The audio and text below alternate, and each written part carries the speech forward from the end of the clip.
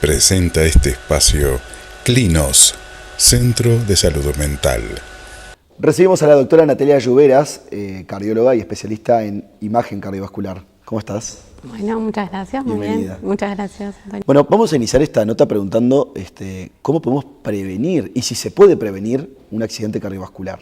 Bueno, es súper interesante porque nosotros tenemos una forma de estratificar el riesgo cardiovascular de los pacientes, que es la forma tradicional, que es a partir de scores de riesgo clínicos. Entonces nosotros nos enfrentamos a una persona que nunca tuvo un síntoma, que eso es lo importante. ¿Sí? Estamos hablando de personas sanas, pero queremos conocer cuál es el riesgo de tener eventos en los próximos años, en los próximos 10 años. Voy a tener un infarto, voy a morirme de causa cardiovascular en los próximos 10 años, ¿cuál es la probabilidad de que me pase eso?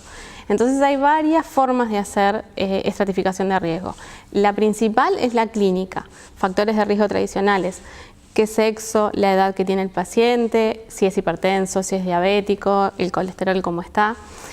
Esa es una forma de hacer estratificación de riesgo cardiovascular, pero el problema que tiene es que es una estratificación poblacional, o sea, agarramos un montón de personas y vemos según los factores de riesgo si tuvieron o no eventos y lo aplicamos a una persona determinada. El tema está en los otros factores que son individuales. Hay factores que son individuales o podemos hacer una estratificación de riesgo más individualizada, que es, por ejemplo, el score de calcio coronario, que es una forma de hacer estratificación de riesgo más individualizada, haciendo un estudio que podemos ver si hay o no calcio en las arterias coronarias, que son las arterias que le dan la sangre al corazón y las responsables de los infartos de miocardio.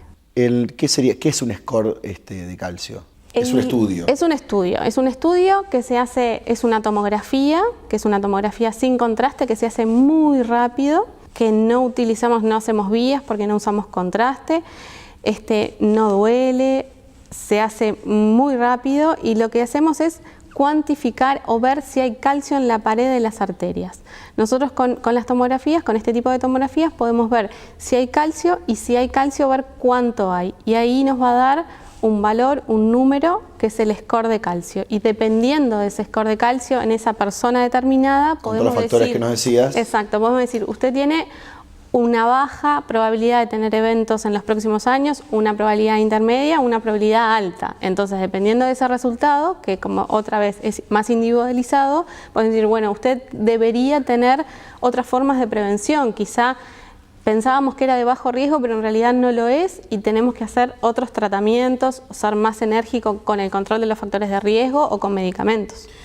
¿Se utiliza alguna aparatología particular o se utiliza la misma que para otros estudios? Para este estudio en particular. No, el tomógrafo tiene que tener el software de realización de este tipo de estudios. No todos los tomógrafos lo tienen, son tomógrafos de múltiples cortes que se llama, que permite hacer, tienen los software como para poder hacer la cuantificación del score de calcio. ¿Qué porcentaje de mutualistas estimás que tienen este software?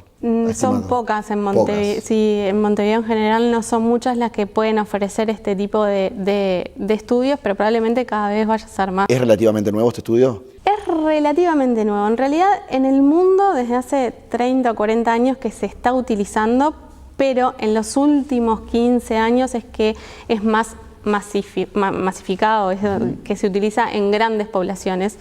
En Uruguay de a poco se ha empezado a utilizar y el objetivo es ese, es hacer una estratificación de riesgo más individualizada. Ahora si vamos a los resultados de este estudio, ¿no? En el caso de que suceda, ¿qué significa tener calcio en nuestras arterias coronarias? Lo que significa es que cuando hay calcio, hay enfermedad. Uno tiene que pensar que esto es como una lastimadura que se hace en la piel, que aparece la cascarita. El calcio vendría a ser la cascarita. En la pared de la arteria se depositó colesterol, lípidos malos, que se van cicatrizando y pueden generar el calcio. Entonces nosotros podemos verlo. Cuando lo vemos, pensamos, bueno, hay enfermedad en la pared de la arteria. Lo que no sabemos con el score de calcio solo es si esa enfermedad solo está en la pared de la arteria o está hacia adentro de la luz de la arteria e impide el adecuado pasaje de sangre hacia el corazón. O sea que tener calcio en la sangre ya significa una posible obstrucción o una obstrucción. No significa una obstrucción, no son sinónimos. Significa que hay enfermedad en la pared de la arteria, pero no tiene por qué la arteria estar ocluida. Para ver eso se hacen otro tipo de estudios. El score de calcio nos dice que hay calcio y cuánto hay, pero no si hay obstrucción. Y de ahí empezar a trabajar en otros estudios más específicos. Exacto, o empezamos a trabajar en otros estudios más específicos, o si es un paciente que no tiene síntomas, hacemos una prevención más intensa. ¿Por qué score? ¿Por qué score? Porque te da un número, podés calcular cuánto de calcio hay y tenés un número, y dependiendo del número de unidades de calcio que se llaman, es el riesgo de la persona. Ahora, si hablamos de prevención, ¿no? ¿Qué personas deberían hacerse este estudio y tiene que ver con la edad, con el sexo, con qué tiene que ver? Bien, la situación es así. Uno, cuando hace estudios a grandes poblaciones, lo que tiene que pensar es cuál es el riesgo-beneficio de ese estudio, ¿no? Y costo-beneficio también. Entonces, ¿en dónde está más indicado en qué pacientes? En los mayores de 40 a 45 años hasta los 80 años, en donde ahí está la mayor cantidad de eventos cardiovasculares y lo que nosotros queremos prevenir con más intensidad, ¿no? Entonces, el grupo etario es ese, entre 45 y 80 años, a no ser que tenga, por ejemplo, antecedentes familiares de enfermedad coronaria prematura. Eso quiere decir, mi papá tuvo un infarto muy joven, o se murió muy joven, o mi madre. Sí. En ese caso, uno podría ser antes. De lo recomendado, genéricamente es esa edad. O en aquellas personas en donde, por los factores de riesgo tradicionales, yo pienso que tiene un riesgo intermedio. Por antecedentes personales y factores de riesgo, yo digo, bueno, tiene un riesgo intermedio de eventos. En esos pacientes, el tema es que los pacientes con riesgo intermedio pueden pasar, según el score de calcio, a ser de alto riesgo o a ser de bajo riesgo. Entonces, ese grupo es el que más se beneficia de este estudio. ¿Ahora este estudio se puede pedir únicamente cuando uno siente dolor en el pecho o puede ser de rutina? No, este no es un estudio para pedir cuando yo tengo síntomas. Es para las personas sin síntomas, para estratificar el riesgo. Cuando yo ya tengo síntomas, ya tengo el evento. Sin síntomas y sin eventos previos. Okay. Exacto. Sin síntomas y sin eventos previos. No es para quienes duele el pecho, mañana voy a pedir un score de calcio. El paciente que ya tuvo el infarto no necesita un score de calcio. Ya sé que tuvo un infarto, ya tuvo el evento. El que tiene síntomas tiene que hacerse otros estudios. Perfecto. Para ver si hay obstrucción de la luz arterial. Pero no un score de calcio único, porque ya es lo que decíamos previamente. Vemos si hay enfermedad en la pared de la arteria, pero no sabemos si ese calcio está dentro de la arteria. Ahora, ¿es un examen? Entonces yo puedo ir al médico y pedir el examen. Es que el médico plantee que a una persona de determinada edad que quiere conocer cuál es su riesgo cardiovascular y que los factores de riesgo tradicionales ponen en duda, por ejemplo, si tengo que iniciar tratamientos para el colesterol, es un estudio que está muy bien indicado para ese tipo de pacientes. O sea que tenemos una charla con el médico, de acuerdo a esa charla surge si se hace o no, pero podemos plantear al médico. Vimos el programa, nos enteramos que existe esta posibilidad. Y sin duda, y siendo una conversación entre médico y paciente, sin duda. Perfecto. Tengo la última, porque quizás muchos evalúen esta posibilidad, los que están mayores de 45 y que tienen quizás estas dudas. ¿Tiene una contraindicación? ¿El estudio es invasivo? No es un estudio invasivo, como dijimos. Es un estudio que irradia. Es una tomografía, entonces siempre hay que considerar las tomografías irradian, nos dan una radiación y eso puede tener sus riesgos, pero la radiación del score de calcio es muy bajita. Si la comparamos, se compara con 2 mamografías, que las mujeres estamos acostumbradas después de una determinada hacernos todos los años, cada 2 años. Bueno, el score de calcio que se hace una vez es el equivalente a la radiación que dan 2 mamografías. Esas son las contraindicaciones. Entonces, por ejemplo, una embarazada no va a hacerse. Perfecto. Pero no hay grandes contraindicaciones porque no necesita una preparación previa. Perfecto. Bueno, Natalia, es súper interesante y saber y conocer que se puede prevenir un accidente cardiovascular, más allá de que todos sabemos que, bueno, el médico recomienda ciertas rutinas y sin duda, y que no están afuera. Que sean la alimentación, el ejercicio y demás, que uno de esa forma también puede prevenir un accidente cardiovascular, pero que técnicamente hay un estudio que nos puede decir si somos pasibles o no a tener alto riesgo, exacto. Un riesgo. Bueno, muchísimas gracias y te esperamos en próximos programas. Bueno, asumimos el compromiso. Asumimos. Muy bien, muchas gracias. De nada. El cuidado dental es un hábito que se aprende desde la infancia y perdura toda la vida. Aquí, los padres aprendemos que la prevención es el mejor tratamiento. Clínica Odontológica Montevideo. Para sus 2 sucursales, Montevideo y Las Piedras. Altos estándares de calidad, pero un compromiso difícil de igualar. Presenta este espacio Clínica Odontológica Montevideo, Las Piedras y Pando. Ya se encuentra con nosotros Joaquín Pérez, odontólogo cirujano de Clínica Odontológica Montevideo. Hoy para abordar un tema solicitado por ustedes. Me refiero a la muela del juicio o tercer molar. ¿Qué tal, Joaquín? ¿Cómo estás? ¿Cómo estás? ¿Todo bien?